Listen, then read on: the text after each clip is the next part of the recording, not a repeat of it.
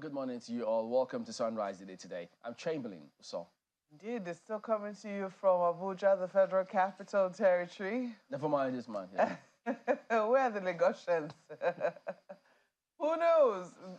This might just be the second one day. You never can tell. Well, good morning and welcome. I'm Maokwe Ogun Yusuf. As if even they themselves are not Lagos imports.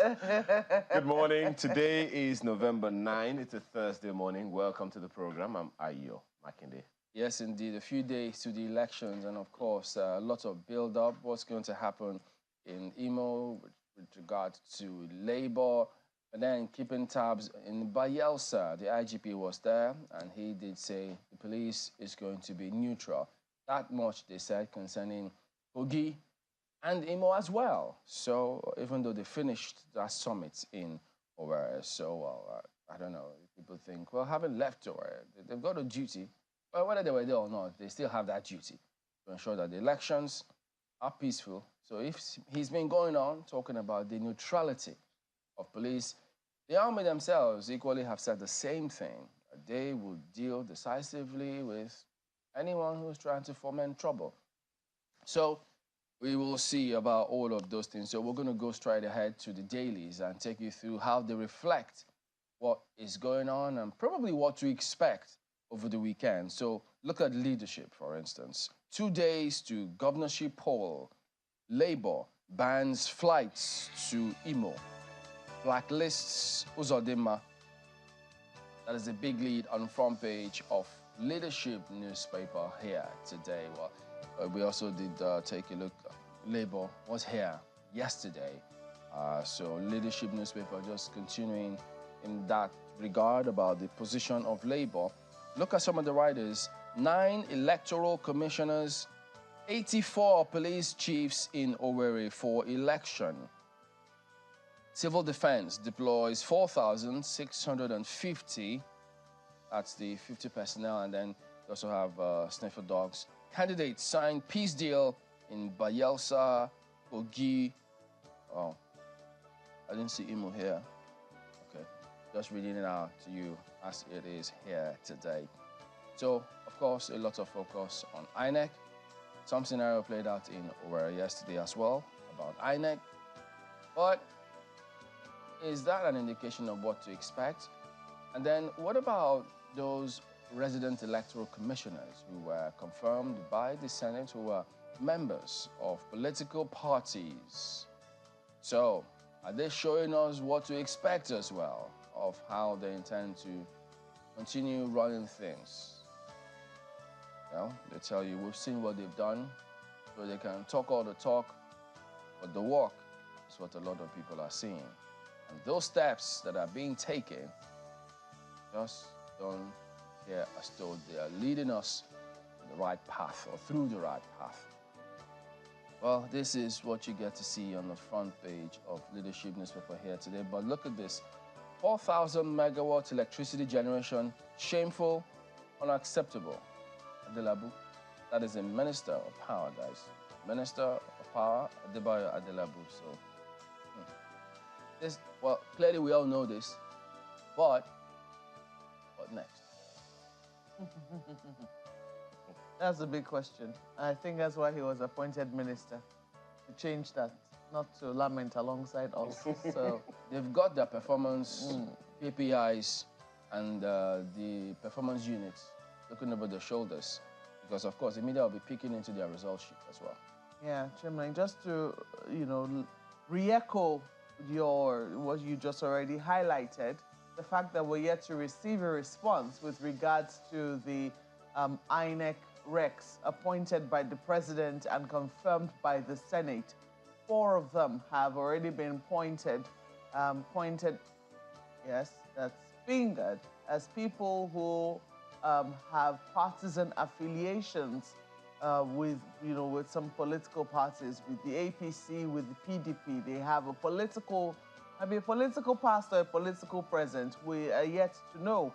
I think it'll be very important for the presidency to respond and also the Senate to respond as to whether or not they were aware that these people were clearly partisan or clearly have a partisan past Some people continue to say they're card-carrying members, but we're saying, okay, well, maybe they resigned and we're not aware.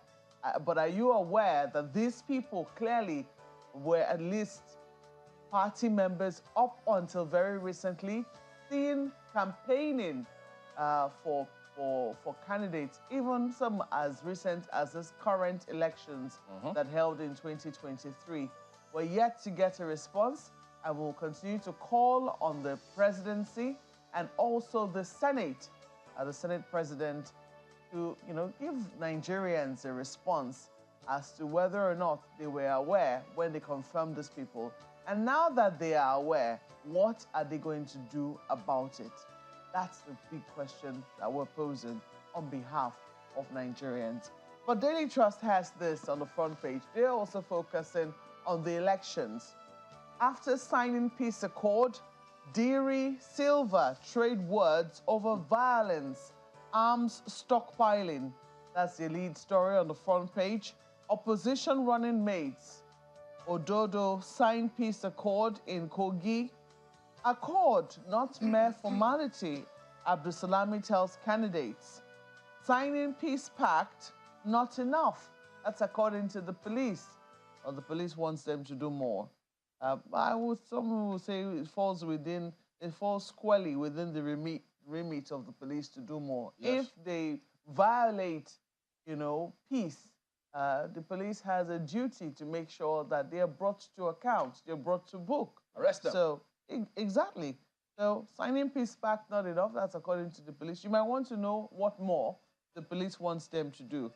You have a number of other stories right beneath the nameplate there, and also at the bottom here. 30 days after abduction, 5 infants die as 12 villagers remain in kidnappers' den. It's a very sad situation. You might want to know where. And 4 airlines affected as unions bar flights in and out of Imo. Oh, someone will say effectively, Imo is on lockdown. If flights can go in and out,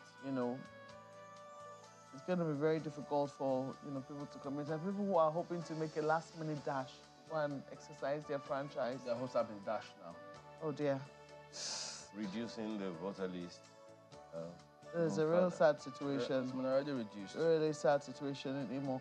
Despite outcry, Tinubu signs 2.17 trillion naira supplementary budget. That's all there. And then the CBN continues to clarify old bank notes remain legal tender. That's according to the CBN. The question is still when? When do these notes remain legal tender? Is it to the 31st of December? Because we're aware of that. The question is, do they remain legal tender beyond the 31st of December? That's the question we want answered. Who knows? The answer might be on page 19 of Daily Trust. Let's leave it there for the paper. The Guardian newspaper is next, and the lead story does not have riders on the front page. It does on the page where you find the story. Inflation, FX, many tariffs compound Nigeria's trade woes. And it only raises that question in my mind. Dear Mr. Oyedele and co, whether I promise. The riders on page 6 where you find the story, anti-trade policies encourage diversion to neighboring countries. You get that? So now we are losing businesses because of what is called anti-trade policies. Car clearance charges at port rise by, guess what, 77%. Shareholders seek reform to boost businesses and economic growth. Find the details on page 6 of the paper this morning. Knocks as Tinubu signs 2.1 trillion naira supplementary budget. Stories on page 3. Off-cycle polls. Kuka tasks INEC on transparency as candidates sign peace accord. Find that story also on page 6 of the paper this morning. Excuse me. And this one will interest you, and we'll get some insight into it today. LASG, that's Lagos State Government, seals warehouses, stores at International Trade Fair Complex. Exactly what happened, find the details on page 8 this morning. That's the Guardian newspaper today. Okay, I guess we'll try and find out what's going on there soon. Take a look at Vanguard next then. exchange rates. NECA experts disagree on FG's target. Recommend ways forward. How they intend to do it is still unclear. Molegbe. FG should not give exchange rate targets. Muizu. It will lead to fall in inflation per fee. World Bank, others would help to boost forex earnings. Amorodion. So all of these things, because when the president did say they've achieved the aim of subsidy removal, many were at loss, wondering, okay, how? But now you have all of this. So CBN, what? They need to also be a little clearer, because if you have several people here and groups, agencies saying, look, they're still unclear about how they intend to do all of these things, I guess to see.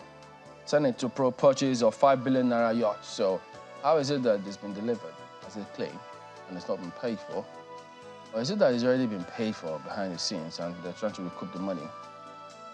Or some persons were not aware that it was paid for. Now they have to fix. Was that credit? Paid as soon as approval is Credit. You buy these kind of things on credit. Hey, I'm not in that kind of business, so I wouldn't know. Okay. Oh, your Mr. and Mrs. is also here. What? Mr. says, because our gas cooker is faulty, you packed our food items to neighbor's kitchen only to return with a small bowl of food.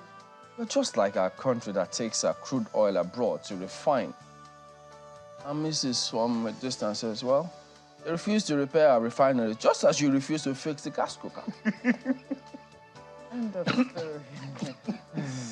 The laughter from behind the scenes is almost louder than the ones on What's good for Mr. and Mrs. Good for the country? Oh, well, big lessons to have learned there. But take a look at Tribune, Nigerian Tribune this morning. Peace accord for off-season polls. Seriousness, commitment of candidates in doubt. That's very worrisome. And I think at the end of the day, that's exactly what it boils down to. Attitude. Our attitude towards elections, our attitude towards our democracy. Do we have a democratic attitude? But I'm not the one who is even asking this question. Well, maybe I'm asking it off the back of what he said. If there's anybody who should know, it should be an elder statesman. Peace accord, off-season polls. Seriousness, commitment of candidates in doubt, attributed to no less a person than former head of state, Abdul Salami. That Chairman of the National Peace Commission. Oh, yes. The story is right there on page 14. You have a number of other writers there. Expect them to obey rules, honor accord, ensure free, fair polls, commends INEC for adequate preparation. NSADC deploys 22,600 personnel in Imo, Kogi, Bayelsa. FRC deploys 4,500, 137,973 party agents to participate in polls. That's according to INEC. Well, I hope that we don't have to learn the hard way, because coming from a place like Liberia, where all the people kept on singing, peace was very important to them. It was like the single most important thing. Because they see it all. They know what they've experienced. When you've been through hell and you know you don't want to go back there, Absolutely. You will understand that you need to create an atmosphere for your democracy to thrive. You know, so when the former head of state is saying that the seriousness and commitment of candidates are in doubt, I think that the candidates really need to do some soul searching. Well, you also have right on top of the nameplate here, Olubadan, Ladoja, Ibadan, or Obas hold advisory council meeting. Why we cannot increase electricity tariff now? That's according to the federal government. Don't even try it. don't even think about it.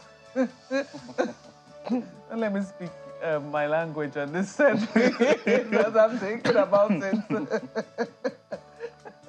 Words of Igun will just come out from nowhere. Well, let's leave it there for the Nigerian Tribune before I get started. Hey, what if we start a station, Channels TV Local, and then you Google will follow you. May not be a Tower of Babel situation here. Chase you. What's going on here? This Nigerian newspaper this morning isn't smiling. I think it was yesterday, or was it the day before yesterday, the news broke that something happened at LASU, where there was that admission racketeering. But look at what is happening on the front page of this Nigerian newspaper. Is it related or not? Senate probes admission fraud in tertiary institutions to invite Minister of Education over alleged unwholesome practices.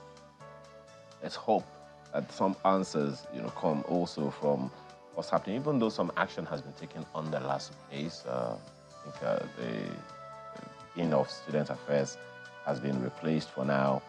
What's going to happen after that? I guess we wait to see. Maybe that is part of what's happening, that the Senate is also probing. We'll find out. The story is on page 4, if you're interested in the story.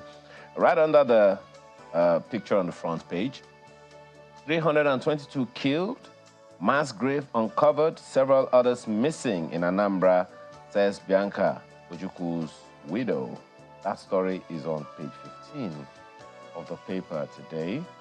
Right beside the nameplate, for those who are asking questions, all Naira notes remain legal tender. Yeah. TBN insists. Till when is the question? Definitely. Till when? Well, they haven't said anything contrary. You need to qualify that. In fact, this is the second time they are releasing this statement. Until the cows come home.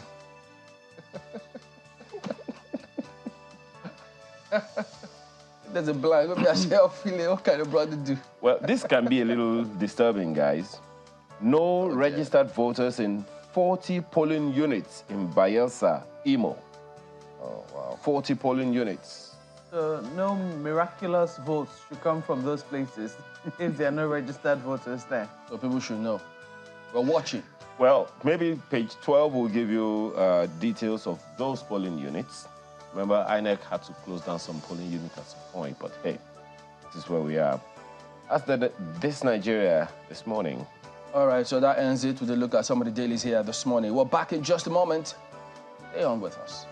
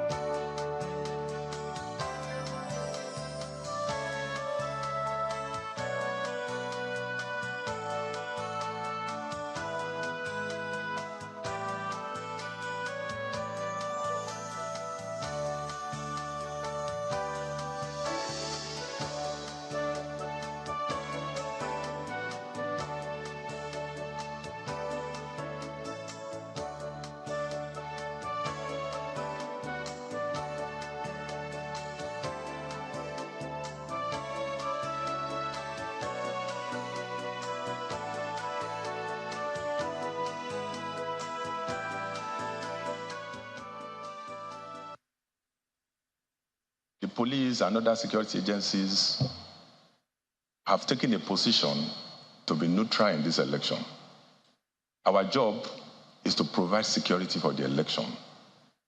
The police has responsibility to protect the rights of all citizens, including the right to free democratic expression in election of public officials.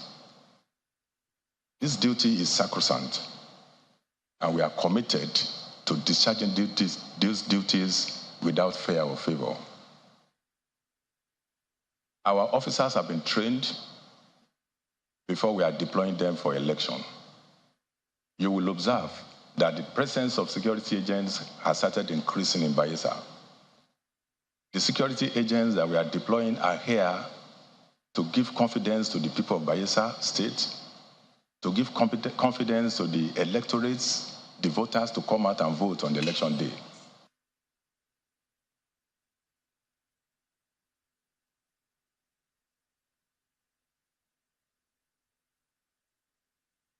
Like drops of rain, individuals and groups innovate, birthing ideas that might make the difference in the conversations and action to fight climate change and the negative impact of man's activities. Innovative thinking from Africa and Europe to save our planet, to light up our cities without tearing apart the ozone, making progress safe and sustainable. On Eco Africa, we highlight the efforts to live and grow sustainably at these times on Channels Television.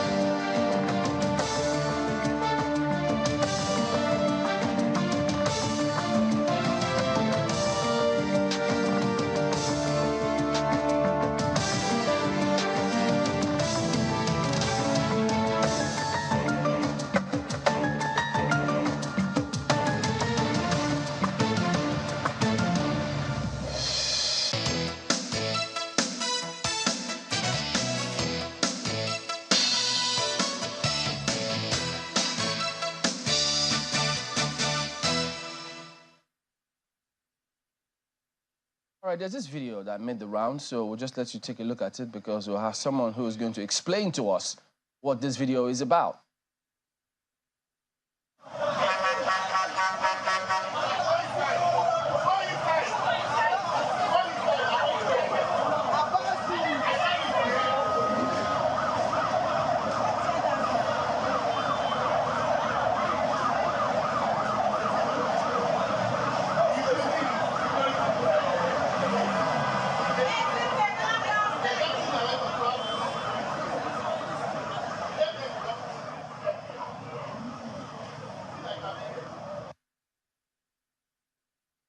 Of Lagos International Trade Fair. She joins us this morning to just shed some light on that video which you've seen.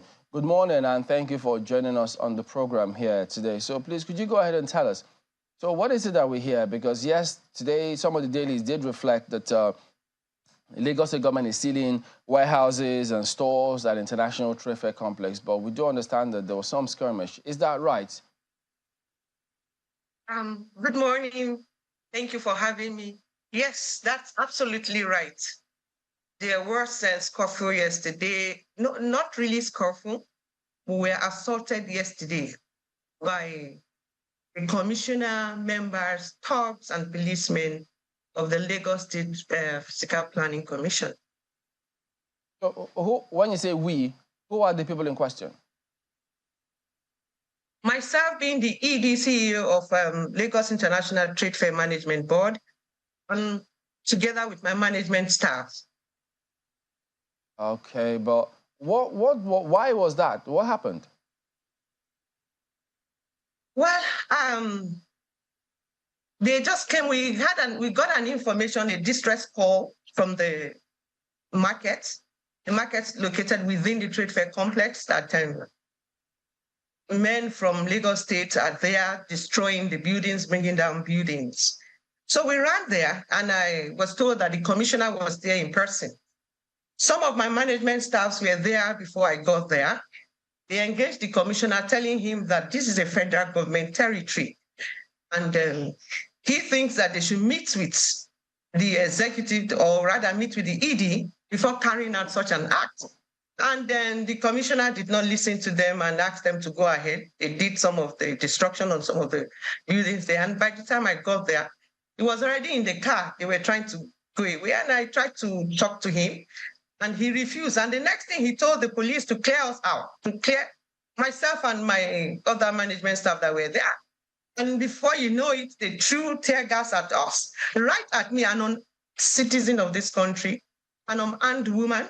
They just threw tear gas, destroyed some tires of our vehicles, you know, shot at the tire of our vehicles. And I felt that was barbaric. It was unheard of. This is government to government. This is Lagos State, federal government territory. If peradventure there was anything they needed to discuss with the people, I expected them to have seen us, come to us in a civil manner, and we discuss these things. However, they have not done that. I think they are used to doing this kind of commando style of operation. And they said that even the Lagos State Fiscal Planning Commission said, if you must carry out destruction of properties or so on, or enforce destruction of property or anything, you need to give the occupants 90 days notice. No notice was given to us. No letter was written to us, not to even the occupants of the shops, the traders, who are our tenants. We manage them. We manage the complex. So I expect them to come and let's discuss whatever issues they feel is arising. They never did that. They just came like that and just started carrying out an illegal destruction of properties. When they did not even carry out inspection. I don't know what they were basing their assumption on in destroying the trade fair complex. I don't even know, because we were not even communicated. We are seeing our offices within the trade fair complex. Yeah, we are there, but none of them came to us. We were not written. We were not contacted. I went there. I was trying to talk to a sister government and agency and so on. They rather assaulted me for the first time in my life, right in front of me, tear gas. For the first time in my life, such a thing is happening just because I wanted to make peace. I wanted to know what was going on in the other. The problem is, the issue is, because I said, if they have issues, come, let's talk on the table. Bring the issues to the table. Oh, we talk. I was recently appointed, and it's been from one problem to the other. They have not come. They have not even gotten in touch with me or anything. They have not written. And that was what happened. Police shooting, tear gas thrown. You know, it was horrific. It was horrific, and I was really sad. I was sad that as a government, federal government staff, another government appointee would do that to me. Well, it's truly very, very sad to see and to hear such a report. It certainly doesn't tell well of, the relationship that ought to exist between the federal government and the state government. And it's very, very disturbing. But as you said there was no prior notice as to what this could be about. This is not this has nothing to do with any shops that were maybe attached to what ought to be the real structure of the Lagos State of the trade fair complex? Not at all. These shops are within a complex. The shops are in a complex managed by the federal government-owned Lagos International Trade Fair Complex Management Board. So it's within the complex. It's not within the Lagos State land at all. So it's no building is there. And moreover, before we allow any building to be erected, we get officers, engineers, surveyors, and so town planners from Federal Ministry of Works always on ground. They approve the development plan. They approve the plan. They come, they supervise the building, and they are always there daily. You said also that they are always on ground daily to check and scrutinize, supervise all the building constructions. So we don't even just do or give them. If you see the pictures of the place of these buildings they are claiming are illegally built or built on any other thing, you marvel to why somebody is claiming that. Okay. You also said that this was not an inspection visit, because we do know that in recent times, the Lagos State government has been going around markets within the state to, do some sanitation exercise and holding traders to higher sanitation standards. So this, you say, has nothing to do with sanitation? Not at all. In fact, when I resumed, just a day or two after I resumed, they locked up the complex. And that is the first time in the history. And when I found out, I went into it, they told me that it was an infringement on some sanitation laws. That was based on, the market was locked for 1 week. We were able to resolve that, even though the same thing happened, but we were able to resolve that. And I thought that coming from there, if there was any subsequent issue, that we come and we will sit down to the table and we will sit down and move forward. For goodness sake, this is the renewed hope government. We are all working to see that the government, both the state and the federal government, succeed. We are working to see that the economy of this nation is revived. Within that 1 week that the market was locked, a lot of revenue was lost to the federal government. However, we thought we have taken steps. We took steps. I went around personally to see the infringement and have put things in place. Already there's a task force there. We have a task force that is monitoring sanitation and sanitation activities all through the market daily, on a daily basis. So it's already on ground. So I thought having interface over the environmental issue, if there's any other issue, they will come to us and we will sit down and talk. But I'm surprised that what happened yesterday just happened. I was in the office. We're all in the office in the evening, and this happened. So I'm going there to lift. Okay, since they said the commissioner is there, let me meet with him and find out what the issue is. And the next thing, this is what happened to me. If you know me very well, you know this is not my voice because I'm still suffering from the aftermath of the assault.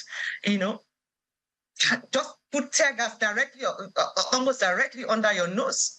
Wow. Yesterday, an ED of a federal parastatal because I'm trying to do the right thing.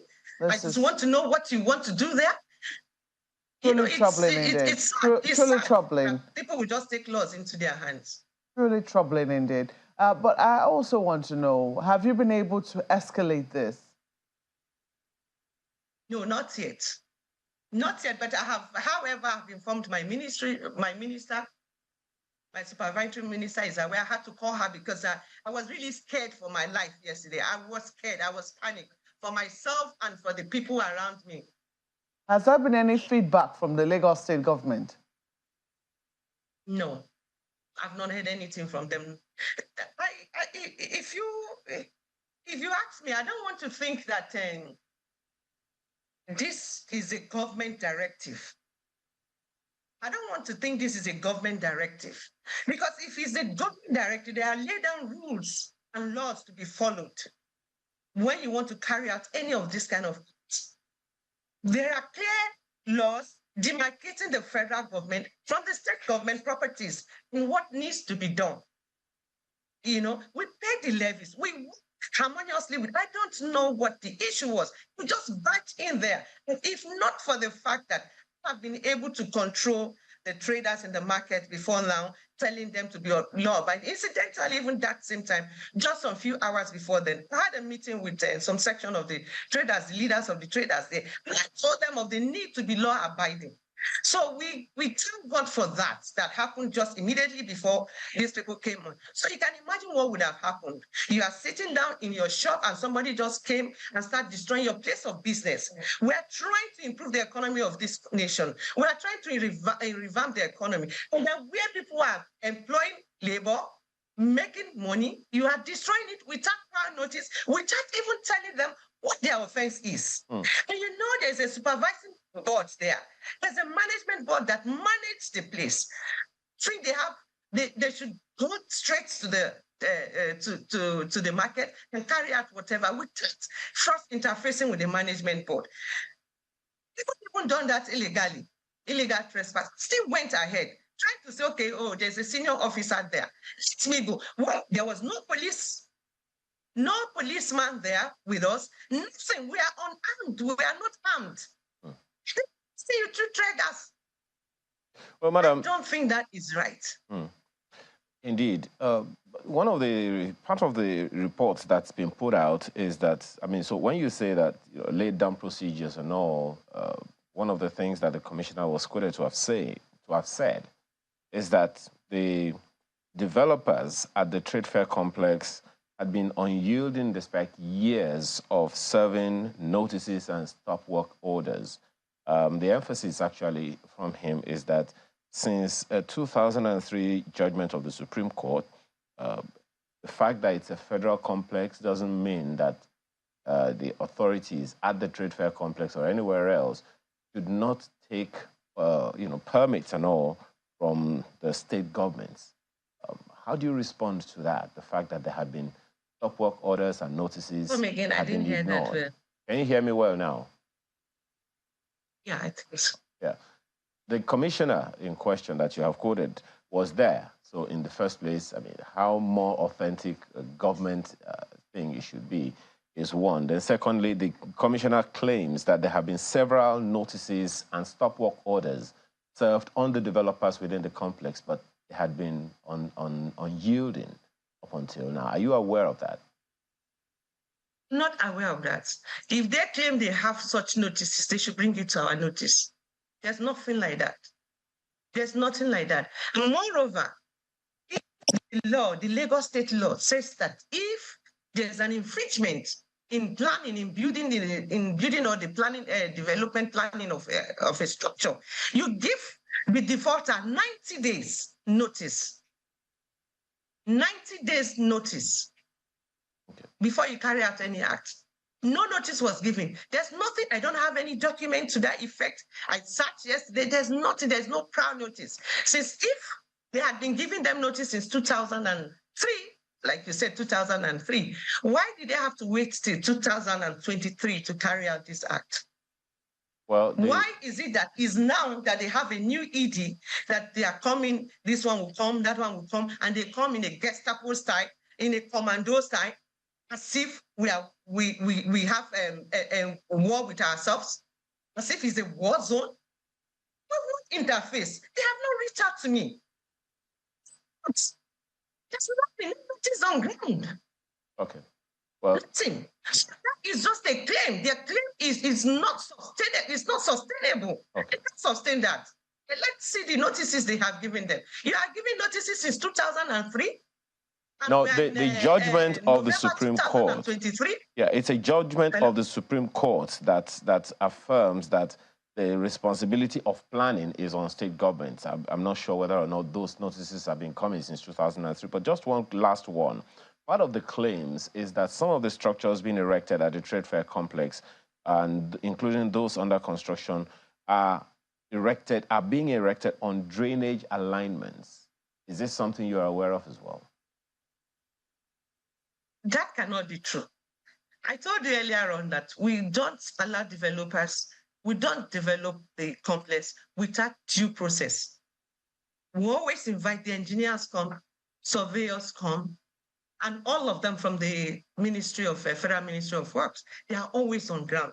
They supervise the plan, they supervise the place, they approve the building plan, because you cannot build without approval. So they have to approve the building plan before the plan is before the structure is erected. So how, why, what claim, what evidence do they have that those are built on sewages? What evidence? Did they carry out due diligence? Did they carry out any inspection of these safe buildings? No, inspections were not carried out. So how did they come to this conclusion? How did they get to this conclusion?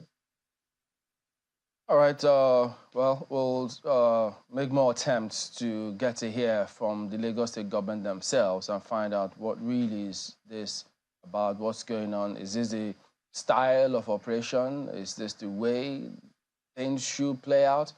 But we have to thank you for coming on this morning. Vera Danusa, Director General, Lagos International Trade Fair, who herself is a lawyer, recently appointed by the recent government. Thank you for your time. Thank you very much. All right. Thank you. All right, so we'll move on now to the forthcoming elections that will play out this weekend. And we've got two gentlemen here with us. Odiakwu Obire, member of the APC National Governorship Campaign Council in Bayelsa. That's for Bayelsa 2023. And then beside him, Anthony Hillebo, also, he's a member of the PDP. Gentlemen, good morning and thank you for coming on today. Well, we hope that this weekend will be peaceful. That's what a lot of people expect.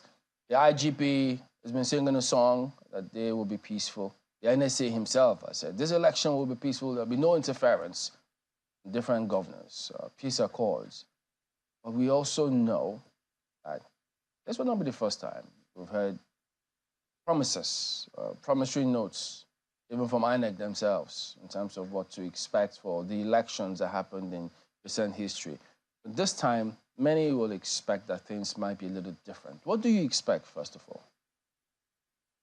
I think as a nation, we have come far in our electioneering process. And previous elections have taught us how to behave as politicians and this allow the security agencies... How to behave or how not to behave? How to behave as politicians. Okay. And which has to do with peaceful election and making sure that even the followership also make the election environment safe for everyone. Then the security agencies, they also have their role to play. INEC have their role to play. And I believe that if everyone plays their role according to how it should be, then this election in Kogi, Imo, and Bayelsa will be peaceful. Anthony, what do you expect? Well, Kogi, Bayelsa, and Imo. I'm unsure of what to say about the states because those are flashpoint states. In fact, the major reason for the drive for the amendment of the Electoral Act in 2022, if I recall, was inspired by the events of Kogi and Bayelsa 4 years ago, where we had incidents of violence. In Kogi, we had Mrs. Abu, who was burnt alive during and just immediately after the elections. And some of us sat back and specifically Atoya Rio Dari, blessed memory. And we had ongoing conversations on what led to the violence, what were the incidences that led to this violence in Kogi and Bayelsa. Now you add Imo to the mix. Imo already is a volatile state with what we've heard has been happening. And we decided to, in collaboration with other civil society, introduce mechanisms into the Electoral Act that would forestall such violence, which included the electronic transmission of results. That bettered that. Fast forward to 2023, there were a lot of promises that were made that the electronic transmission of results would curtail violence and inspire voter confidence. But we also have promises were made before 2023 elections. Were those promises kept? I have very grim premonitions, and I hope that they remain premonitions, they don't come true. Because the confidence, first of all, in the electoral system has, since the 2020 election, dwindled. I can tell you that we'll have, for instance, to my mind, low voter turnout, because there's no confidence in, first of all, the electoral umpire, because they say one thing and do another thing. The security architecture, which is supposed to protect people, has not been tested yet. So this is perhaps the first test within an election scenario of how, one, the IGP holds up the promise of civil protection, and all other ancillary contributory security apparatus that will help guide the elections. We do hope that there is peace. But the confidence of the people is at an all-time low at this point in time. Have you been able to measure that? I've seen a couple of polls. In fact, there's one that was in Daily Trust. I read just before coming, and although it predicted some winners, but looking at the details of the polls, there were a lot of people who were anxious, one, about the security that will be provided for the elections, two, about the competence and fidelity of the electoral umpire. These are two major issues that the people are worried about. I'm an ordinary citizen. I'm from Edo State, which is a neighbor to Kogi State. I can tell you that there's palpitations, especially... Where, in Edo State? No. Well, we do have some... Okpila is very close to Kogi Central. And that is where you have a hotspot for violence, or expected hotspot for violence. So there is anticipatory fears that there might be violence, there might be...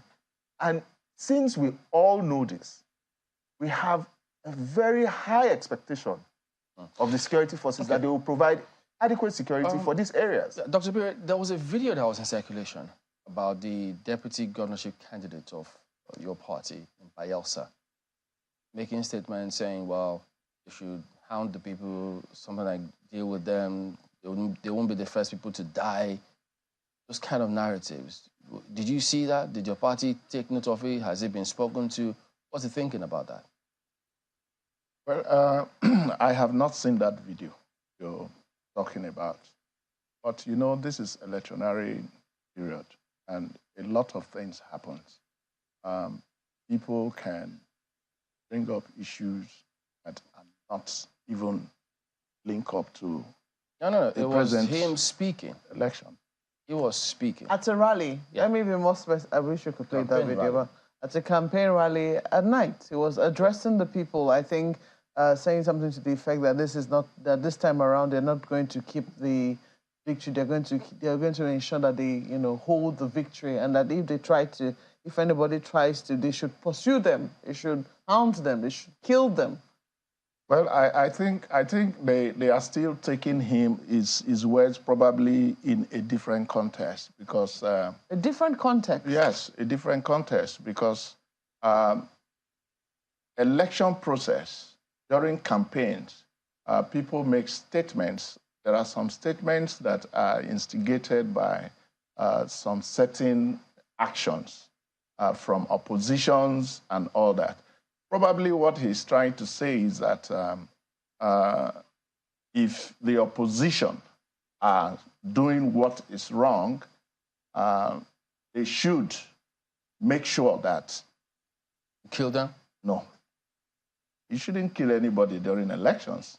What I'm saying is, probably he is saying that they should... Well, you say you haven't seen that video. They should make sure. So yes, I haven't seen the video. So you cannot justify what it is that, you've not seen. He was speaking English. He wasn't speaking in his own or something. He was speaking in a language that we all can interpret. So if you haven't seen the video, maybe it's best you do not excuse it, because some people will say what he said was very, very clear. And there are no two meanings to kill them. Is there another meaning to kill somebody? Yeah, but I really don't think he meant killing people. Well, you cannot be talking to the ballot paper. Well, I don't know, Tony. You know, off the top of what he's just saying, it reminds me of a particular scenario that happened in Kano, where I think he's still back in the House of Rep now. He made threats that anybody that went against him in the election, he would kill them. My friend... Who was that? Who made the threat? He was former majority leader in the last assembly. Alassane Dogowa. Dogowa, right. My friend Oseyili Aneni, when we watched the video, he said he couldn't believe this was happening. You know what he did? He asked a lawyer to go to court using the evidence he had. And this went before Justice Binta Nyako. So when he came up to her, she said this was a novel case. She didn't know what to do with it. And someone had brought, based on his comments. Do you know what happened in 2023 election? People were killed in his constituency, burnt alive. As he said it would happen. And it happened. This is an APC member. But we cannot sit back and take threats of violence, lying aside and saying we've never heard about them. You think the police should take action based on that video? I think that it is preemptive. and prevents violence to identify people who are violence-leaning or have made insightful statements or predetermined actions they were going to take based on an election. Since we now have precedents that someone says something before an election and it happens, remember, it was in this country someone said dogs and baboons will soak in blood. And what happened during that election? People were killed across the country. So statements may not necessarily even be the intent of the maker, but his followers might take that as an order or a call to action, however it is. And I think our security agencies must be proactive, must be preemptive. The protection of lives and property goes beyond an election. President Goodluck Ebele Jonathan said something, that the life of any individual is not worth any political position. And we've said this several times. Kogi 4 years ago, everybody remembers Ratatata. Everybody remembers it, and that violence was the prevalent nature of that election. We've tried what we can as civil society. We'll come on TV and say all we can. We will fight to get the Electoral Act amended to prevent such things happening. But it is quite frustrating that you can see these things coming. I pray we don't have this conversation after these elections, that we all said this was going to happen. And it can be prevented because the security forces in Nigeria have shown capacity to be able to stall or stop such things before they happen. We must begin to take the average Nigerian life. One life means something to everybody. Families will be dejected, communities will be fallen if we don't do the needful. Because you have people who think power, and right now, the mentality of most Nigerians is that we must win this election at all costs. And I pray we don't get to that. Because the cumulative sequence of events that have led us to this mindset that you must win at all costs at the polls. Because, well, I mean, for my side of town, a lot of faith in post-election legal resolutions is down to an all-time low. So it is now, you must win at the ballot. And I fear that this mindset is a recipe for disaster. And I pray that Kogi, Bayelsa, Imo, which are already hotspots as they are, remain peaceful, and that our security agencies can come together and protect the lives of Nigeria. Let's leave the elections to one side. The life of Nigerians, very, very important. You know, this fear about violence is not the first time we've had it. I mean, Edo was a scenario where people thought, was going to be very hot, looking at, the political calculations that had gone on just before the polls. And miraculously, it went very well. Anambra was also another situation where we had seen non-state actors, basically hold the state to ransom. And a lot of incidences before the elections themselves, and people were even asking whether or not, people were going to have the confidence to show up at the polls. And I think that Anambrarians surprised us, and they were still able to come out. Yes, voter turnout was not as high as would have been, but there are a number of factors for that. Some people will say, look, have we been able to really look at this voter register and say that we truly have 90 million, that's more than the population of some countries put together. 90 million registered voters. Have we been able to really scrutinize that? But, I mean, as you've said, in terms of violence and attitude towards elections, a lot of attention really needs to be paid to that. I just want to ask you, Mr. Obiri, looking at the fact that the police themselves, the security agencies, have also been, what they call that now, they've also been victims.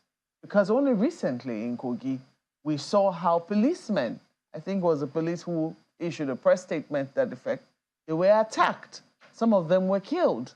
And people are wondering, hello, it's just elections. They're supposed to vote. It should not render families of policemen, fatherless. It shouldn't render them motherless. Policemen should not have anxiety because they're going to go and keep security at elections. So how confident are you that in these polls, the police forces will be able to not just keep neutrality, but also maintain the peace as they've said they would?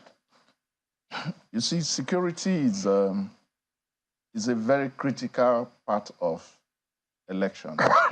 And another thing we should also look at is the police are doing the best they can do. I'm going to have to ask you to hold your thoughts, okay? Because we need to go to break. Well, I'll let you answer that question when we come back from this break. Please stay with us.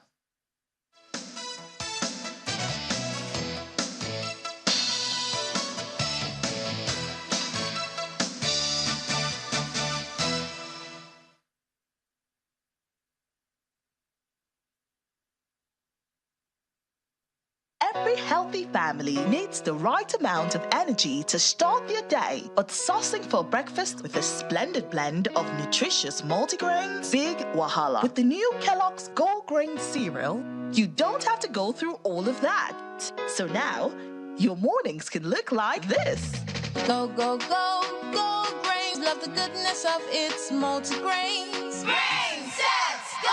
Also available in banana flavor. Breakfast time is Kellogg's time. To give the confidence that only comes from knowing you are fully sorted. To show up for you just when you need a hand. And when retirement comes with all its worries and storms, to ensure we will stand by you and give you the coverage that you deserve. Make the perfect choice. Choose PAL Pensions today. PAL Pensions, your pal for life.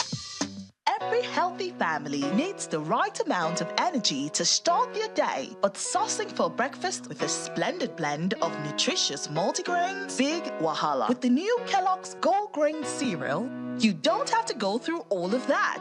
So now, your mornings can look like this. Go, go, go, Gold Grains. Love the goodness of its multigrains. Grains, let's go! Also available in banana flavor. Breakfast time is Kellogg's time.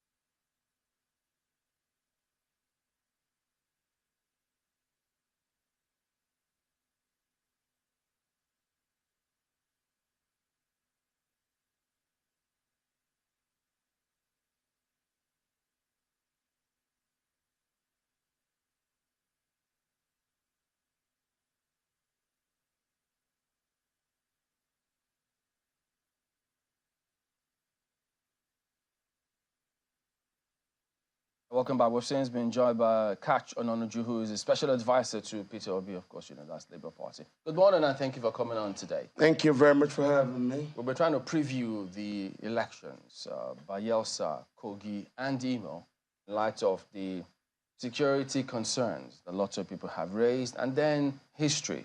They say you know probably what to expect, but some also think that the comments coming through from the IGP, the NSA, INEC themselves probably might be what will stave off all or any intention whatsoever from troublemakers.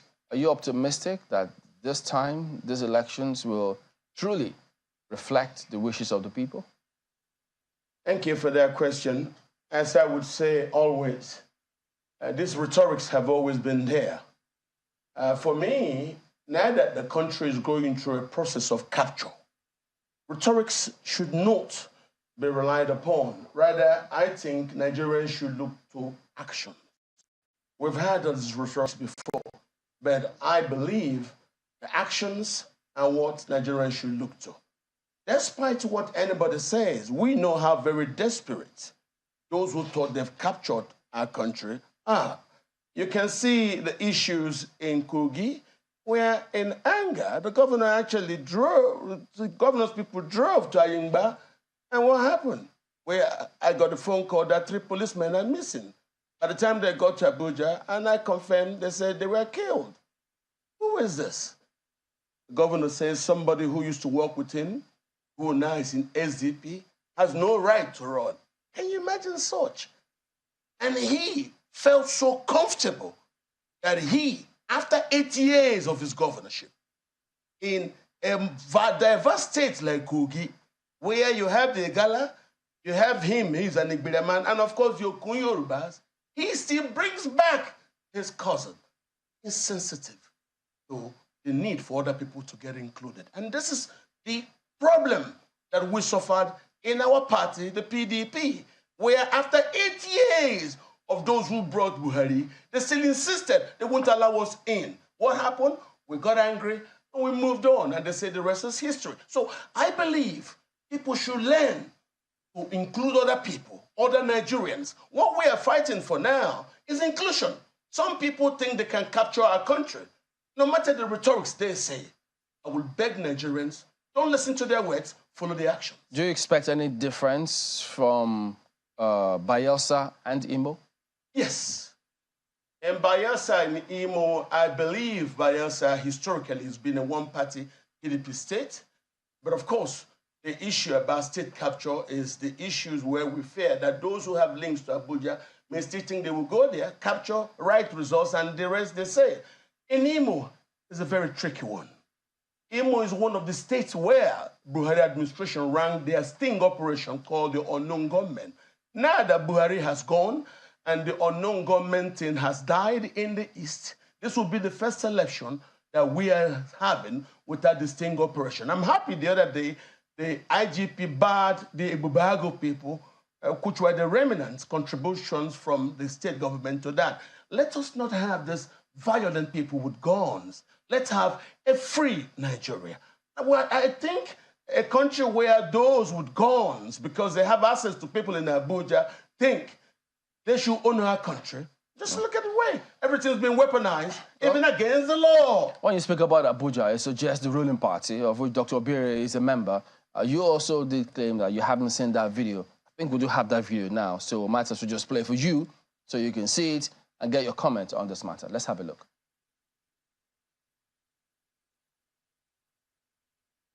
On the 11th, don't joke with anybody. If anybody misbehave for 2 plus, just have to enter the scene, make him die. Another year, just have make him die. After all, don't be the other person will be the first person to die. So let's prepare and let's show them that this time around, what will take it? We are taking it for final, no court movement. You've seen it now. Yes, I have seen that video now. During campaigns, like I said earlier, a whole lot of issues comes up. And from that video, if you look at the passion with which he is speaking, probably he had some premonitions that some people are going to create violence, some people are going to perform election malpractices and all that. So what I can see from that video is that the party people, or those who wants to vote, even the electorate, the party, the APC, both APC, the electorate, they should make sure that such thing never happens. I think that's the in and out of what thing? That video. What thing never happens? The malpractices. People snatching ballot boxes, people going to create violence directly and all that. avoiding to condemn what he said about... No, what I'm saying, listen, violence? It is not a good thing for violence to be part of our elections. Which is what he's calling for. We are not, no, he's not calling for violence. He is saying that if anybody create violence, if anybody attempt to disrupt the election, they should pursue that person. Going But by the aspect of what Philip Mr. is Hileb- what I just don't a see. second. Going by what Mr. Hileb said the other time, Dr. Obire, Yes. You don't think this is a call for caution? He's speaking to his own people and literally giving them the marching order. That's what it sounds like, isn't it? He is not speaking to APC, he's speaking to electorate. No, This is a that campaign. crowd Yes. looks a lot more like is a campaign. Field officers. Campaigns are not done in the night, are they? Campaigns can enter through the night. I've run election That's before. a clear view. I mean, this is clear. But gentlemen, is that how you both see it? I mean, this is typical, very, very typical. Of what, political parties? No, APC. APC is a violence-promoting party. I mean, I used to wonder, anytime you saw violence at rallies, at events, it was always the APC. It is the mindset. How do you watch a video where someone says, chase them till they die? And the first thing, even if I was an APC member, would be to condemn it in totality.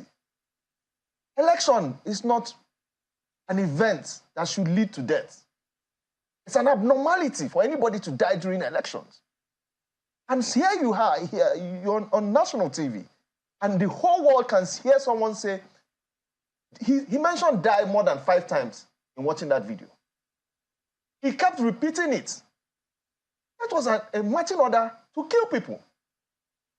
And if we sit down here, I cannot believe the response that he gave when you asked that question. I'm sorry. I won't sit down here and say that what he said, I want to be as decent as possible. But my stomach is churning right now. That it would sound to anyone that was normal. That is not normal. That does not preclude, that does not even indicate that this man is ready for an election. It indicates to me that all he's waiting for is and of course, we have to remember the history of the individual speaking. This is a man that said that he escaped from prison.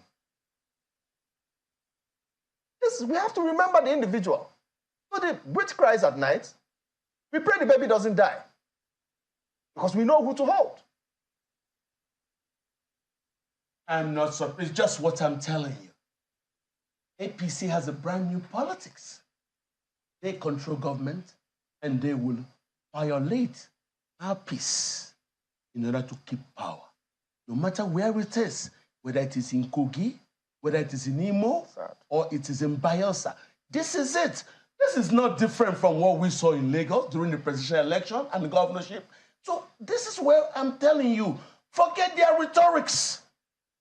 We are trying to build a movement for a new country. They don't think so. They think, as far as they have proximity to those who carry gun, they will kill us and nothing will happen. And this is where the problem is. This is not election. This is why we are saying these people are protagonists of state capture. They capture the state, and when you don't agree, they will seize the judiciary and weaponize the judiciary against the Constitution. We are in trouble. The APC is not a political party. So, given what we have all heard, from rhetorics, as you said, what do you think should be done, given this evidence that you see? I will tell you that these are desperate people spread all over the country. What makes me happy is if you check across the Sahel and our country, the people now driving for this new society are young people. And those young people have up to 80%. I'm not talking about those ones, those young people there. I'm talking about this particular incident and the individual involved. What do you think should be done? Well, what I think should be done is Nigerians should pray and come out to make sure this does not gain currency. Don't forget, it's a call for action by security agencies? Security agencies are already in their pockets. This is why they can do this, and nobody talks. Has anybody invited that man to caution him? Ask this question. Do you agree with him, Mr. Hilebo? I think that a clear case was made. Since the swearing in of this government, particularly the head of government, I remember in 2007 when President Yar'Adua came in, and there were issues with the election. We need to get assurances. I want to rely on the fact that this is a man that's said to have fought the military and ensured that we have democracy and should be a bastion for democracy. That man that made that statement ought to have been invited, at least the State Security Service. I mean, I hear they keep inviting people. This is a job for them right now. This is where I expect them to live up to their name as people who will forestall violence. Because there's nothing in that video that tells me that this man is not prepared for violence. From his emotive statements, from the emotional courage, the persona he has, you can tell that this man is prepared for nothing other than violence. Dr. Obiri, do you think the security agencies should invite him, at least just to ask him questions, so as to forestall what Mr. Hilable said the other time that happened in Kano? You see, as APC party member, my views might be seen differently. Because, yes, we are still in that circle of what happened in the last elections. They still believe that the president didn't win the election. But that is already proven by the courts that, yes, Tinubu won the election. I told you a week before that election that we are going to win the election. And it's not because we were going to do anything outside the normal electioneering process, but because we have the confidence that, yes, the people will vote for us. Now, I have said it before in this program, that failure is an orphan, and we understand. So I can understand where their arguments are coming from. As regard to this video, the security agencies, they are for Nigerians. They are not for APC. Whether the DSS, whether the police, they are for Nigerians, right? They have the right to investigate. They have the right to invite anybody, whether APC, whether PDP, whether Labour Party, anybody at all. They have the right to invite such person. So if they find him wanting, yes, they should invite him for questioning. Let him explain properly what he meant by the statement he made. Mr. Onono just said the other time that your party, and of course Mr. Hilebo also confirmed the same thing, that your party is known for violence. How do you respond to them? APC is not known for violence. For more than 16 years, PDP held sway of the government. There were violence. 16 years straight, there were violence in our elections. It wasn't APC as at that time. But when you are in the seat of power, your party becomes the violent If I could just chip in on that one. You are in the National Campaign Council for Bayelsa State, where the candidate is campaigning. Yes. Has the council called him to question? Well, like I told you, I'm just seeing that video today. I have not seen this video before. It means the council doesn't even know about this. I am just seeing this video now. So I cannot tell you that, okay, this is the position of the council concerning this video. Should the council call him? Yes, if need be. If need be? Yes. So even after seeing this, you don't think there's need yet? I said, if need be, they will call him. Well, I think that, you know, it's, I don't want to say it's convenient, but underlying all of this, as right now, yes, it is convenient for the PDP to point hands and say, yes, APC is violent. You know, Labour Party too will say APC is violent. And yes, APC, you also have a duty to ensure. I mean, if you are campaigning to do better, it should not be that you keep pointing to the 16 years of the PDP. But underneath all of this, because this morning while we're reviewing the papers, you have the KUKA, the National Peace Committee, you know, which has been doing a lot of work around peace and ensuring that we do not have violence after elections. We saw how they intervened in the 2015 elections, and since that time, they're taking it upon themselves. You have eminent people like former head of state, General Abdulsalami Abubakar, you have Bishop of Sokoto Diocese, Bishop Koka, who keep going from stage to stage whenever it is at the elections to go and continue to preach the message of peace and even make the political actors in those states sign peace accords. I think that the words of the current, former head of state, General Abdulsalami Abubakar, on the recent signing in Kogi State was quite instructive. I'm going to just read what the dailies said he said. Looking at the front page of, which one of the papers is it this morning? I'm trying to quickly remember which one of the papers it is. That said that the attitudes of politicians are not changing. Their attitudes towards election and the sincerity towards peace is very questionable. So across board, would we say that this is about our political class?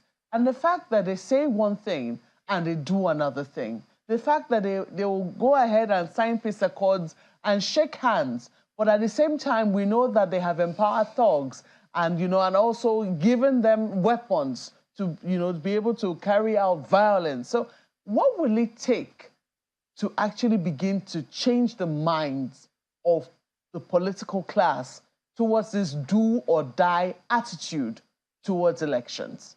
Let me go with you, Tony. Like I said, after Kogi and Bayelsa 4 years ago, this is the point of frustration right now. We thought about interventions that would prevent. Okay, so there were questions that were asked. What points do violence come in during elections? How do we take away the incentive for violence? How do we make it less attractive and fruitful, if you say? The introduction of electronic transmission of results, we discovered that it's at ballot point transfer from perhaps the voting polling units to the wards where they do the collation. And you find that most of the tampering with results happened in between, or if they want to stop you, they'll go to where you have huge votes, disrupt it, destroy the ballot boxes. And so we said, okay, transmit the results from the polling units. And I'm going a practical solution that we thought would work. And we insisted that results must be transmitted so that by the time the elections are done, you don't have an incentive for violence anymore because we already have copies of the result. What did we see in 2023? In fact, we fought the party that made sure electronic transmission of results was almost removed was Ahmed Lawan, APC, and co in the National Assembly. It was a huge battle to get them to put it back in the electoral and had Mr. President sign it. What did we see in 2023? We got promises that this will forestall violence. In fact, when we came on, so we talked about the Kogi and Bayelsa elections, how it inspired us to get that electoral act signed and everything. We got to election. INEC promised us that would be the norm. What did we see? That didn't happen. We went to court. In fact, if you hear most of the things that were said in court, the electronic transmission was literally thrown out. That would have been a solution. So today, my major fear is that everybody knows that you have to go for guns in this election. If you don't win, there's nothing that will happen in the courts. So we have to go back to the drawing board. We have to become ingenious to take away the incentive for violence. It's either we create a way where people can vote without, one, endangering their lives. Because you may go to vote, and at that polling center, we remember that in the last election in Kogi, you had an incident of a police helicopter shooting at people trying to vote. It happened. It happened because we have the videos. Yeah, we have the videos.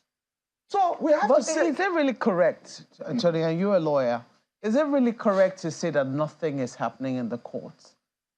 Because we've seen cases where,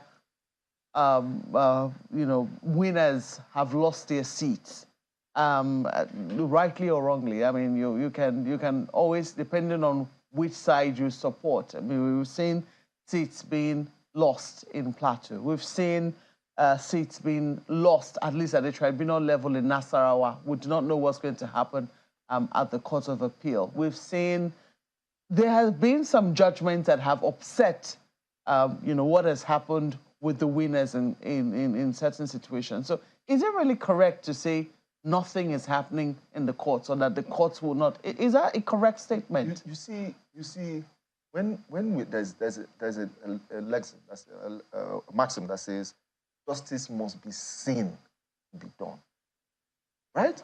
What do the active voting population take away from the collective action of both the electoral umpire, the legal system, and the policing system? And when I say policing system, it includes all the other security agencies. When they derive their conclusions that they will not get the right results of a cumulative set of actions, which include reforms, what do you think they will do? Because I noticed that you have been saying electronic transmission. Because it was. What was in the Electoral Act, or what is in the Electoral Act, is transmission. It doesn't say anything about electronic. It is the guidelines of INEC that speaks to electronic transmission. Now, we're now saying this, right? From the Supreme Court, it has become clear that perhaps we need to go and rework. Remember, after 2015, the smart card reader, there were cases that went to court, and the court said the smart card reader was not domiciled in the Electoral Act. Mm-hmm. That for any new innovation, it needed to go into the Electoral Act. Perhaps in framing, in the little work that was done by civil society, some of us, that was done in updating the Electoral Act, we didn't think as far as what, and most of these symposiums to work on the Electoral Act, we had judges there. In fact, there were a couple of judges that sat in on the modifications for the Electoral Act, and some of the inputs they gave was that if this electronic transmission was included in the Electoral Act, it was a done deal.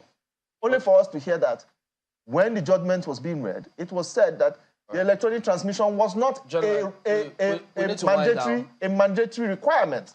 So perhaps we need to go back to the drawing board. Electronic transmission is not a part of the Electoral Act. No, it is. Electronic is not there. No, electronic transmission of results. In fact, this will take us another 20 minutes if we're to go this route, but we need to wipe down. The answer is very simple. For us to make it better, remove that need to kill during that period of trying to collect.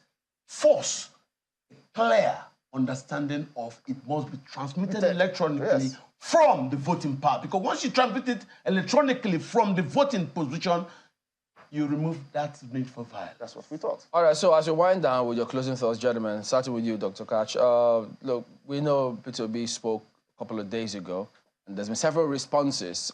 Even some of his supporters think, why would he pigeonhole us and say, well, now opposition?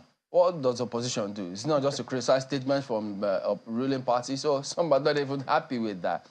But with these elections now, maybe add that to your closing thoughts. I will tell you what he did is what the statesman will do. Because you need to calm. And that's what I said last year when some people were getting angry. I said, yes, we can see the youth movement, which has been started since 3 years ago. Peter will be a correct person to make sure it doesn't spill over and get uncontrollable. So he's still doing that job. He will play the nice guy. But Peter will not control the streets. I tell you that. If the government does things that will force the street to implode, that's not Peter's own. But Peter will continue to play his role as a responsible patriot to ask for calm. Are they calm, really? Well, hungry Nigerians are not calm. Hungry people don't get calm. When people are very, very frustrated, they don't get calm. This is what it is. But Peter will not stop being the hand that douses the flame. So for these coming elections, do you think Labour has lost its oomph? They don't have that push anymore. Always so will do. It'll be a stroll in the park. Well, no. Labour has not Labour. The obedient movement has not lost its steam. So what is obedient movement and what is Labour? What we have are three things. We have P2OB, we have Labour Party, we have the obedient movement. The obedient movement is the collection of youths who since 3 years have have been seeking a better Nigeria. Peter Obi is that Nigerian that I, together with, got angry, left the PDP, but then the Labour Party was the platform we borrowed. If we still leave it tomorrow and go elsewhere, the youth will come with us. That's why borrowed Labour Party? Oh, yes, we did. we borrowed the platform. Will Labour be happy with you? Give, well, whether you're happy or not, a lot of us who are obedient, you know, are not members of Labour Party. Don't forget that. So you must understand the Labour Party is a party that has existed for long. The obedient movement is a brand new movement. Peter Obi is a Nigerian that the youth trust. So don't remove that. What does this mean for PDP? You know, what it means for PDP is very simple. Why don't you let PDP answer? Also, don't forget that we are still PDP. We are still PDP. We are PDP people. Don't forget this.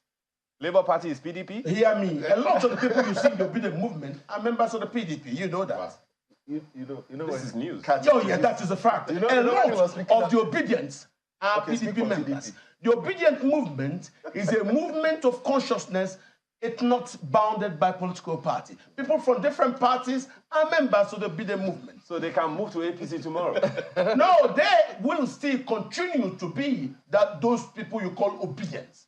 But they can decide to use the APC tomorrow. They can use any platform of any person they trust. And right now, the person they trust is the person they've employed to be the face of their masquerade. That person is His Excellency Peter Obi. You think if I speak again, it won't be to PDP? you know, when he came in, he said, he referred, I don't know, and I realized. We are still the Nigerians. No, you referred to our party, he said PDP. So, no, but on a more serious note, I do hope and pray that we don't have incidents of violence, we don't have electoral rigging by delay of materials coming into the polling units on time. We want to see more. There's lots of confidence in the electoral umpire, generally. We will not want to take, like he said, their words. But we do hope that they begin to re-inspire confidence because we have one country.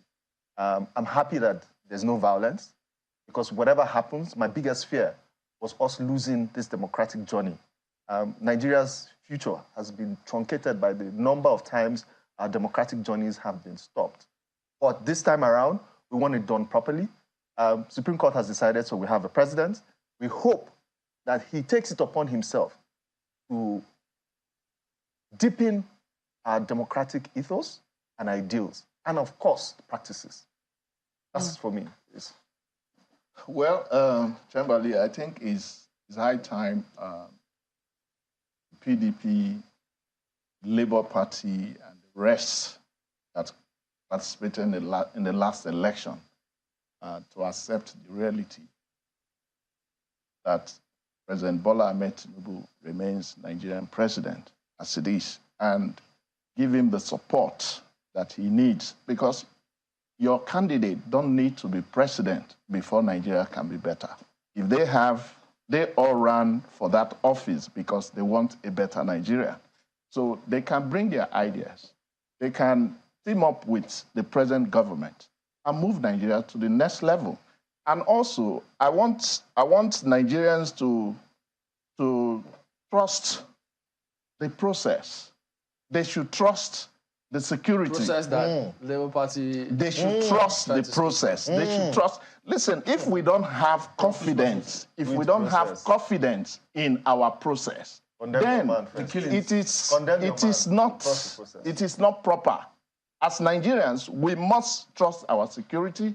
We must trust the INEC. We must trust the government and support. Some people say trust is not tissue paper to be purchased off the shelves. So it has to be earned. And, you know, it is very interesting that this is basically the situation we have in the country today. Two opposition, I mean, on a good day, if you're doing democracy, two will be greater than one, right? And if you're doing, so you have two people in opposition and you're just one person. If we were to conduct a vote here, you most likely would win. Except there are three umpires. It most likely will win. So this is the scenario. People have said this is the scenario in the National Assembly. The fact that all of the parties in opposition, if you add them together, They're more than the party that is currently ruling. And this largely tells you that the APC, as a political party, has a lot of work to do, because there's plenty of discontent. We are ready to do the work. And we need everybody's the question is support. whether you are also showing that stance that you really want to do. I mean, when you look at, for instance, the names that have recently been mentioned for the resident electoral commissioners, the people that have recently been appointed into that particular position, and people have been asking, and there's been no word from the president, no word from the National Assembly in terms of the complaints. We have a listening president. And people have been talking about shrinking civic space. If you go to, for instance, if you go to Imo, you go to Kogi, you go to, people have been saying, look, we're not even seeing the campaign posters of other political parties. It's something to be worried about. You don't think so? So do you really think that your party understands that, democracy, to foster the atmosphere of democracy, is going to be more than more rhetoric? The rule of law must not be audio, according to one of our. It must be seen and be heard to be done. I don't think there's any evidence to show that other parties are putting posters and APC are removing them. No, that's not what they have alleged. What they have alleged is that the state government has made it very difficult for them to be able to get these advertorial spaces. We even heard at some point that the state government, published circulars to hotels, mandating them to, not give out any spaces in their hotels until the elections were over. These are you aware of that? You see, these are private businesses, right? And it is first come, first serve. Now, if you talk about public places, no, you cannot say that, because this same scent of Mr. Peter Obi, we also have it on record when he was governor. He stopped opposition from using a public place. So we cannot say this is basically APC issue or PDP issue or whatever. This is politics. But the issue is, what I will not support is violence. Is this the kind of politics we should continue? A politics where we're not able to create a level playing field for all political actors? It cut across board. It's not just one party. Go to PDP control states. That's what I'm saying. APC will need somewhere, they will not approve it. So that's what I'm saying. So we should stop it. Is it something that we should continue? No, we should stop it. We should stop it. We are all running for this. We are running this race for a better country. How do we begin to stop it if we're not able to condemn statements like what we've seen? Deputy governorship candidate of your party. He finds it difficult to condemn such. He has not, till now, he has not condemned it. How do we begin to stop it? I told you about. I want you to condemn that statement. And you did say you didn't even see it. I didn't see it. But you have seen it. But I've seen it this morning. You didn't condemn it. I have seen it. For the sake of peace in Bayelsa, condemn that statement. Listen to me. I have seen. Do you want to own it or you want to condemn it? I have seen. I want to believe that there are only 3 anchors on this. We have 5 now. But yes, will you condemn that statement now that you have seen it? Yes, I have seen it. The issue of killing, I cannot support that.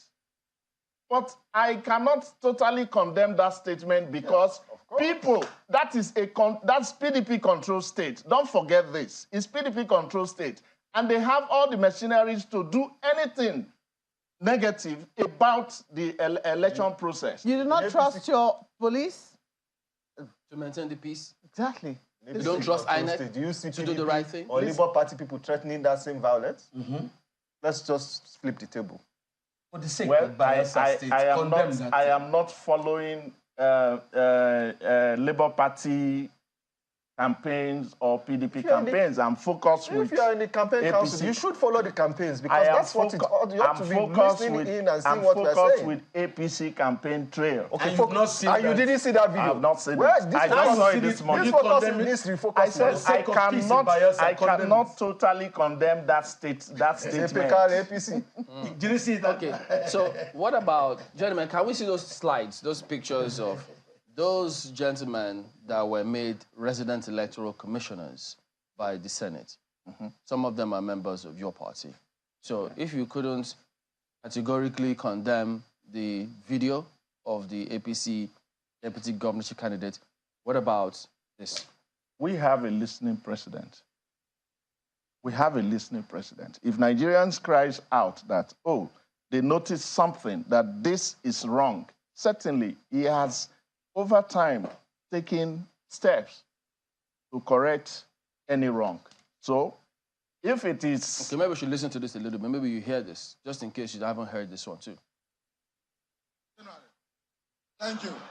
From today, have you accepted that Akwa Ibom State should become APC and all things are passed away? If you say so, collect the broom, wave to the crowd here and tell them that they are in safe hands. You are a technocrat of the highest order. And take a more model. You didn't pass secretary to second. APC!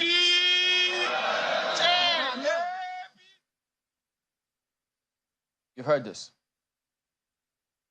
I heard it. So now the next image you see is a man who was confirmed as a resident electoral commissioner by the Senate. So is this right? No, it's not. It capture. No, it's not right. Because party, resident electoral commissioners are not supposed to be partisan. So, like I said, we have a listening president. Nigerians have cried out severally, and he has listened to them. Listen to what? These people have been confirmed. But Mr. Hillebo, it's not just APC. There's another man there who was also a member of the PDP. Okay. Who was wearing an attire. Dr. Ono. He's PDP. Is that right? Are we the one that recommended it? Yes, it is. But he's a member of the PDP. It's the APC that recommended because the man has now followed Wike into the APC. Wike sent his name. You're very correct. So should PDP speak about it? So does that make it right? Yes. No, you condemn it. We have condemned it. We condemn PDP it. I condemn it as a PDP member. Those things... Even if it was a PDP president, I will still condemn it. Yeah, but there are questions as to what exactly, PDP senators on the floor of the National Assembly were doing on the day. There was not so much as a whimper of a nay when the Senate President raised the question. Don't forget, when you're talking about PDP, PDP is a party in a process. And that's why you can't see most of them to muzzle up that courage to say things. Don't forget that. On the floor of the National Assembly. They are senators. What process are they going most PDP leaders are so frightened of speaking up. Didn't you see the governors? What about going even to go and pray? What about Labour Party? What about members of Labour Party or senators? I will not sit down in this. What I'm telling you, when you saw PDP governors going to the president to start talking about thanking him, just a minute, Minister, does that demonstrate the responsibility of the members of the National Assembly from doing what they believe to be right or opposing what they believe to be wrong? No, they should oppose what they think is wrong. I condemn it. Just a minute. Has your party called to question members of the Labour Party on the floor of the House when this event was going on? Yes, we tried to reach out to them, to talk to them, to do the right thing. But of course, Nigerians, just like you had the issues about the vehicles. Your candidate did not totally condemn. Oh, yes, what my candidate said is that the vehicles are not gifts to the people. They are tools given for that office that is voted for by the people. So since they need that vehicle, hear me now, this is his word, so let me not get over. He does not like it. You know very well if Peter Obi were president, nobody will bring such things. Nobody will bring such bills to him. Nobody will even bring a 5 billion naira request for a yacht. Let's take for the issue. Let's remain with the issue Malcolm raised about the fact that your members were on the floor of the House when this confirmation was going on, and they didn't as much as whimper. Hitherto, they would probably have staged a walkout. That didn't happen, did it? Well, we would not know what they did because Have you they questioned will only them do a thing subsequently? when they are given the permission by the Senate leadership to speak. They need to be given permission to walk out if they don't like what's going on? Well, this is a very good suggestion. We should include walkouts in things they can do when they're not allowed to speak. I don't think I'm going to go on national TV and unlike APC, not condemn action that doesn't make sense. And this is a call to members of the PDP in the National Assembly that we expect a lot more from them. Look, we are not, and it's unfortunate that we sort of elect the wrong people to go to these places to speak for the people. Because if you are speaking for the people, it's an egregious act. And my friend is saying that we should give the president some people that have been confirmed. How are you going to go and reverse that now? So, like Kat said, they can withdraw it. Withdraw something that has been confirmed in the Senate by the Senate. The president can make a statement saying, "Well, if this was a mistake, I have to correct this." You have to go back to the Senate. You have to get the third majority of the Senate to remove those people. That is possible. Well, I don't know how possible that will be, and I don't know for people who plan state capture. Like Kat said, if that is an act that they want to. No. If members of the PDP and Labour Party will be on the same page, saying, "Okay, well, this name should not be there." Why wouldn't the president? That is why I'm using this medium to call out to the Senate, members of the Senate and members of the House of Rep, if they have such powers. But I think this is a Senate purview. To our senators in the PDP, who owe a duty to Nigerians, that moving forward, they should stay on the side of Nigerians, because that is what will get us elected or re-elected in the future. They must stay on point with the Nigerian people, allowing members of the APC to become... And the PDP. Look, that man is not a PDP member. We all know that he is not a PDP. If he was a PDP, he would never have been appointed. At all. He would never confirm him. He was put there. So the current governor of Rivers State is not a PDP man? Okay. Governor of Rivers State recommended is a PDP man. Have you not seen, have moved on to the APC? Have you not seen what has been happening in Rivers recently? No, I asked a very simple question. Is the governor of Rivers State considered a member of the PDP? Is he considered a member of the PDP? Very recently, yes. Very recently, we fully considered him when the SIM card was not activating the phone anymore.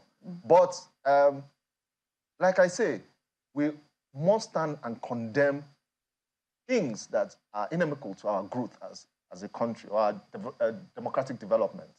And here's an opportunity to call out our senators and tell them that we as members of the party are not happy that this happened. I'm getting a wallop here in your studio because people didn't do what they ought to do. And it makes it hard to defend the stand of the party, that it is for the Nigerian people. So they shouldn't make our jobs more difficult if they don't do the right thing. And we're asking them. We're not in support. We members of the PDP are not in support of them not speaking up. Okay, Dr. Kash, are you telling us that you don't know that, or that Mr. P2P doesn't know that those vehicles will be their personal vehicles? In fact, it will be used for personal purposes. No, they're not personal purpose. Mr. P2P condemns the acquisition of 160 million naira vehicles for anybody during this time when Nigerians are suffering. But he says that those are equipment for work. And that's why, since we have not yet planned to find alternatives for them to use, let them use that which is being given to them to work with. But he condemns it. I don't understand that. What is wrong is wrong. You're not supposed to be spending 160 million buying vehicles for people who were elected to go and speak for the people. You cannot be speaking for hungry people at the grassroots, and you are living a bourgeois lifestyle of driving a car of 160 million. Look, we have to get to a point where we even look at our own party and tell them, look, they're not acting right. Look at our senators, look at our House of Rep members, and tell them it doesn't make sense to any Nigerian who is struggling at this point to buy petrol at 640 naira, 650 naira, for someone who was elected to go and... So, official purposes or not, he should just... I don't even think that this For you to have even gone into this place, you already have the vehicles car. are not being given to those people. The vehicles are being given to the constituency officers. Listen, the vehicles are being given to the constituency officers. Who is going to drive the vehicle? Is it the constituents? The vehicles would be used. Now, this is why I understand. It is very wrong for us at this time, yes, for our senators, our honorable members. Excuse me, no. APC. Listen, he also seeks a better country. This is it's just that he this is seems not about to be APC in the or whatever. of the It is state very capture wrong, protagonist. right? So you can't blame him. We have vehicles that are being assembled in Nigeria. We have manufacturing vehicles, companies in Nigeria. We should patronize our product. And charity begins at home. You must, if we must revive the economy, if we must make sure that things goes better and give our Naira value, we must continue to look inward. Locally produced products. Has this engagement happened with the APC? Yes. Within the APC and yourself? No, the APC doesn't believe in that. Allow him to answer. Of course, I have my opinions as a Nigerian. Do you think the party should take your senators up on this? Yes, of course. No, it's not just the party. Listen, I'm a Nigerian. It's a question of whether this is the policy of the government in power. Exactly. Because what the senators have even said is that, oh, this is, you're only seeing us. Nobody is talking about the ministers. Nobody is talking about all the other MDAs that have purchased vehicles so far. So it's an overarching, it ought to be an overarching policy. Has there been a conversation or a policy direction from the president who ought to be given these instructions? To patronize made in Nigeria. Patronize made in Nigeria. They didn't buy yacht for president. Oh. See, it's as a concerned citizen, right? We have a lot going in this country.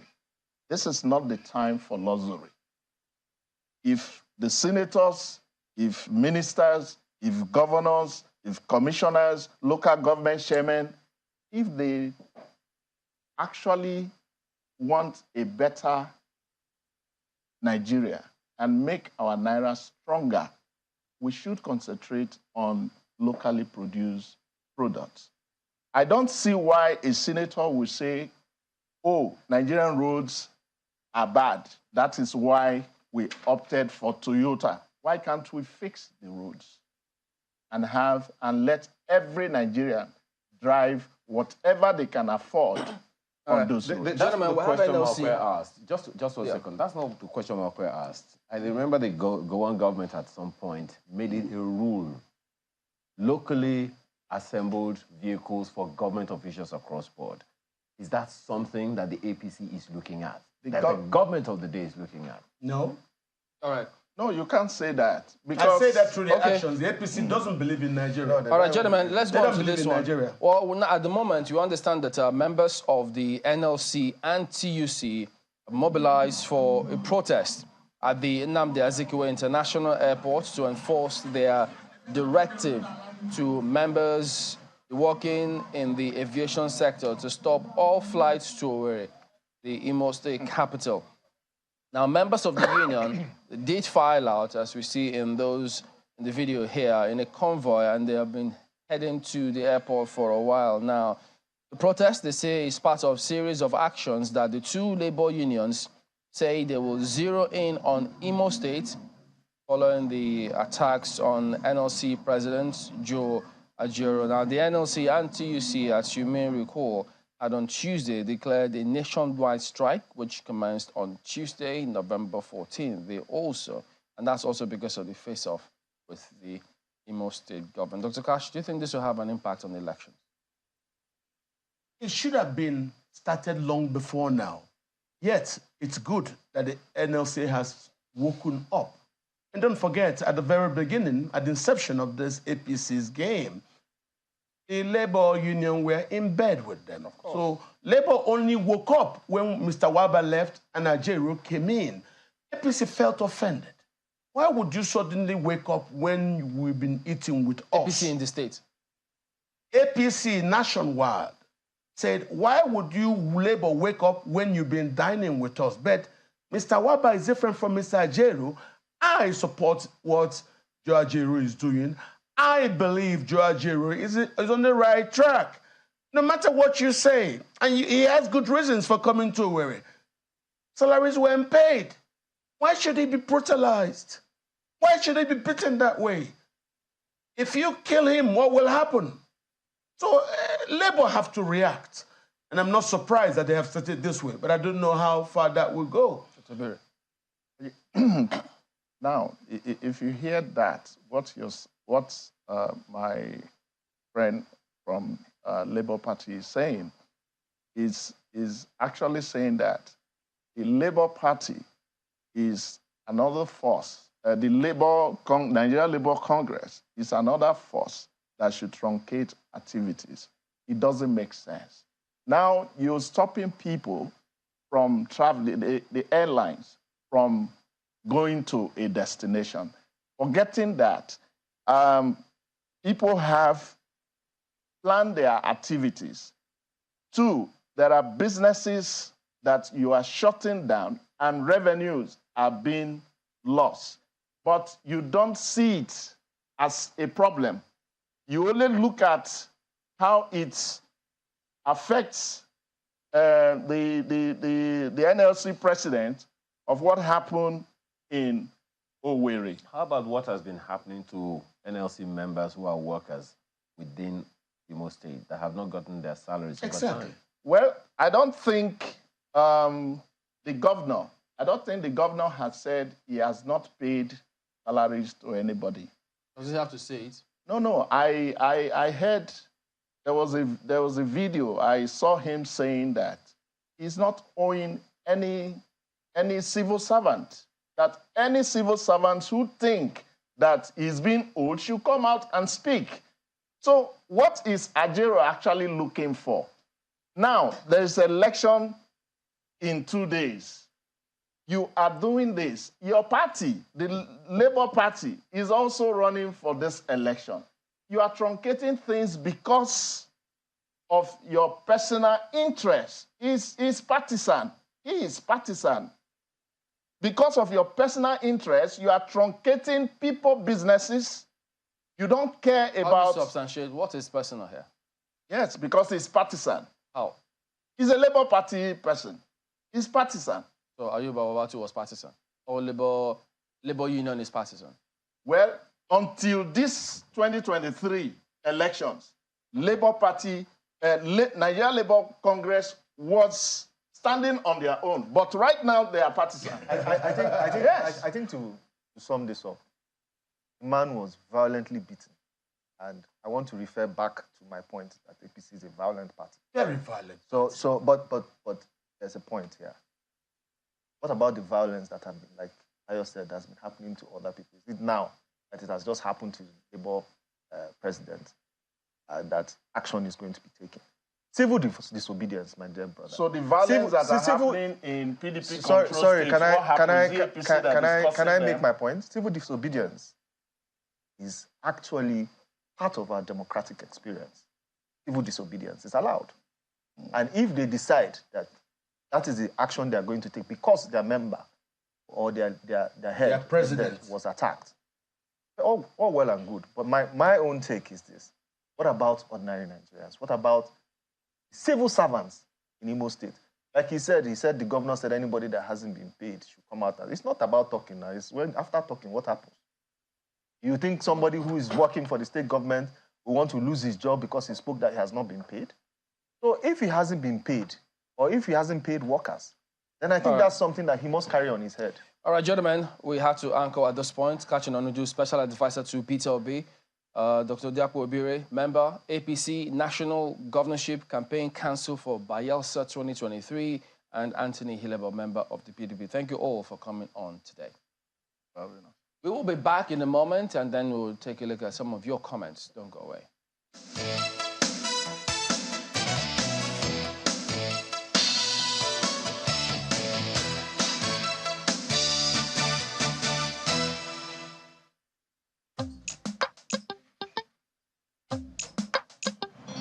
heartburn and indigestion? Try Gestede.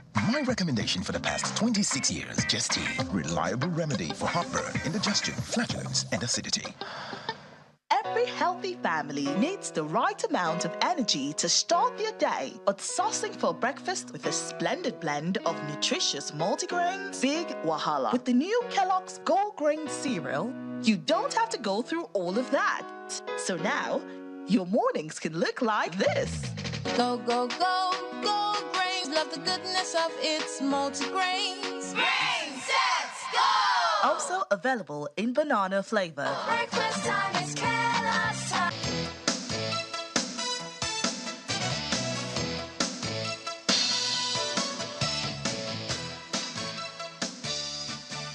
John Paul, we're going to start with your email. John Paul Ifeanyi, he says, I'm greatly saddened with the video of the APC deputy governorship aspirant in Bayelsa State.